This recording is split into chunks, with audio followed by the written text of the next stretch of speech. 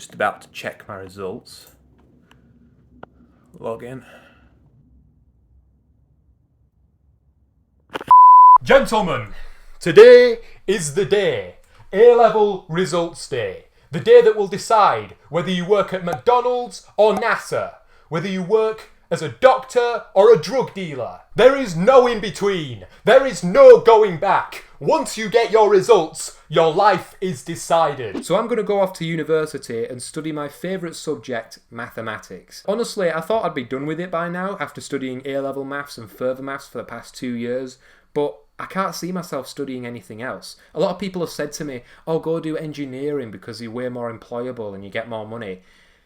Yeah, but I don't want to. I'm just going to go with the same strategy that I did for A-level, which is just picking the subjects that I enjoy the most, because it's much better to get a higher grade in a subject you actually enjoy than to get a lower grade in a subject that you think might have been more employable or earn you more money. You shouldn't place so much emphasis on your grades because at the end of the day, it doesn't decide your future. I'm not saying that if you get bad grades, that's a good thing. It's not a good thing because most people who get bad grades don't do too good in life. But there are people who literally became billionaires who didn't even finish school. So it's not the end of the world. I know that some people might have strict parents, so I'm quite lucky to be able to make that decision for myself. As for the A-levels I've studied, I did A-level maths, A-level further maths, A-level computer science and physics. So for maths and further maths, I did Edexcel. Honestly, I enjoyed it so much. I think the Edexcel exams are pretty good. Hi, I'm Edexcel. So I know you poured your blood, sweat and tears into this qualification and that you were studying for a good part of your teenage years where you could have been enjoying yourself. So here's a piece of paper with a letter on it. Yeah, thanks, dickhead. But as for OCR, don't get me started on OCR, alright? The mark schemes... The OCR mark schemes could have been better if they were written by a lobotomized orangutan. Honestly, they were just stupid. Out of the lot of them, I'd say that I definitely enjoyed further maths the most. Highly recommend it to anyone who enjoys maths and is thinking of doing a maths degree. Anyone else, there's no need. But I think the most difficult one, I'd say, was physics. Because one... the exams, like the way that the exams are structured. In physics, you have to do a lot of writing, and it's not as bad as in like chemistry or biology, but in all of the sciences, I mean, the exams will ask you a question and you're sort of expected to be able to write almost mini essays about certain scientific subjects, and I was never really that good at that. I hated the 6 markers. Next up is probably further maths, because there is a lot of content that you have to know, you have to remember a lot. You have to be able to think on your feet, and you have to be fast. You have to be really fast with further maths. That's one of the things that, I was good at maths, so I thought that further maths would be okay for me. But one of the things that kind of shocks me was how quick the further maths exams are. Like, genuinely, if you're thinking of picking further maths, you have to be really quick in an exam. So I'd say that was pretty difficult. Next up is probably computer science. Again, OCR mark schemes, just... sometimes they were good. Sometimes I literally got lucky and the OCR mark schemes, the way they were written, worked in my favour. And sometimes I was unlucky. Genuinely, I believe that if you do an OCR exam, there's a little bit of chance in there because of how stupid the mark schemes are sometimes. And then at the bottom is maths. I've always gotten an A star in maths. I find it the easiest subject. In order to get into university, I just need an A in maths, a B in further maths, and a C in something else. So these are my predictions for my grades. For maths, I'm predicting that I'm going to get an A star because I have done in all my mocks. My teachers also predict that I'm going to get an A star in maths.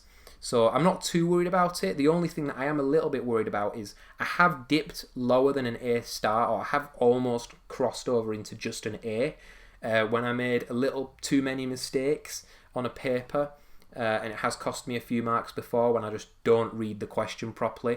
Maybe I've got severe autism or something, but honestly, I can do the numbers. It's just the words, man, they confuse the hell out of me sometimes.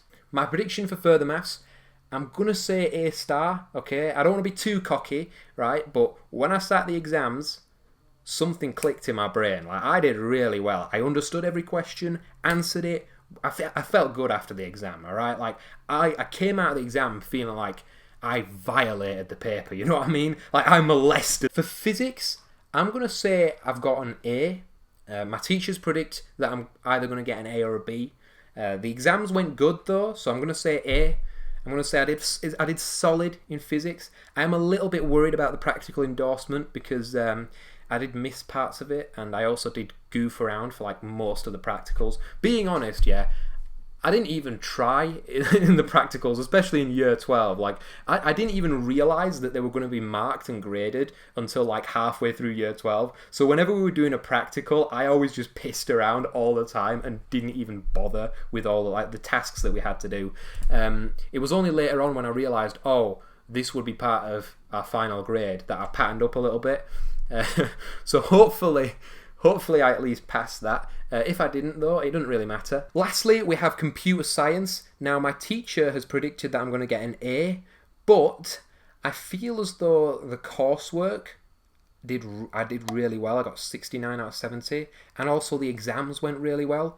So I'm going to probably say that I may have got an A star, maybe. I guess time will tell. I'm going to open my results in a few hours, but anyone saying, by the way, in the comment section that I don't deserve an A star because my coding is terrible, okay? I do read your comments, alright? I do have feelings. The next day.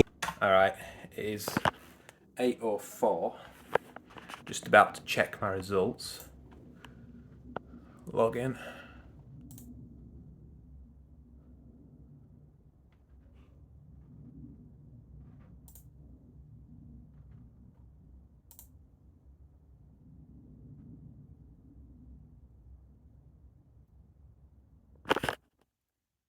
I got A star further maths, A computer science, A. You know what?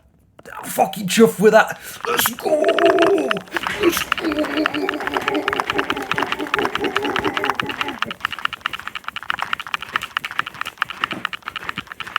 Good. It's straight A's, bro. Straight fucking A's. Let's go.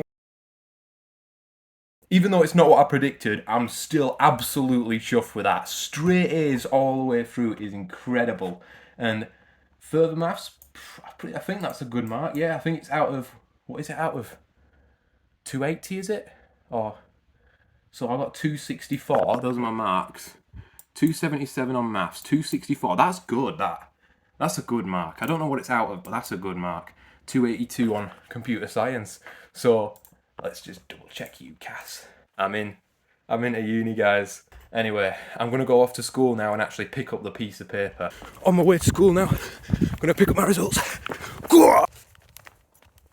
Right, listen, if you didn't do too good on your exams, okay, between you and me, yeah, I don't care what the exam boards say, bro. If you drop a like and subscribe, yeah, then I'm giving you an A star. Alright? What do the exam boards know? Especially if it's OCR. Like, who cares what letter they give you? I'm giving you an A star. In all seriousness, though, I don't want to make you feel bad about your grades, okay? Like, at the end of the day, it is just a letter on a piece of paper. You can't let it affect your life that much. And again, there's billionaires who've dropped out of school and still made it in life. So, it's not the end of the world. You can click on this video if you want to watch more now. Piss off!